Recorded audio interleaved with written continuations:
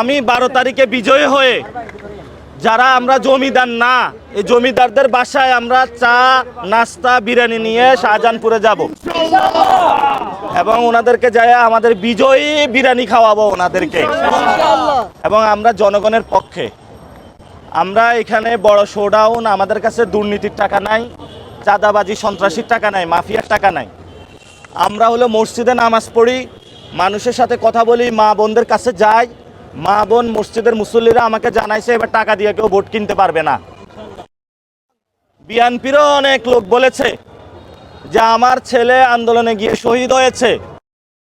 যারা জমিদারি কথা বলে, যারা আমাদেরকে নিপীড়ন করেছে, আমরা যখন আন্দোলনে গিয়েছিলাম, আমরা যখন মানুষকে নিয়ে এই পল্টনে পুলিশের গুলি খেয়েছিলাম, আর তারা তখন গুলশান বিভিন্ন জায়গায় বিভিন্ন আওয়ামী লীগের নেতাদের সাথে তারা বন্দোবস্ত করেছিল এবং নেগোসিয়েশন করেছিল, যার কারণে বিএনপির লক্ষ লক্ষ মানুষ ঘর।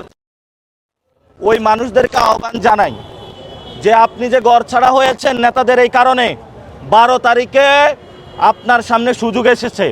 আপনি তো ওই জমিদারকে কি কিছু বলতে পারবেন না, 12 তারিখে রায় দিবেন জমিদারদের বিপক্ষে।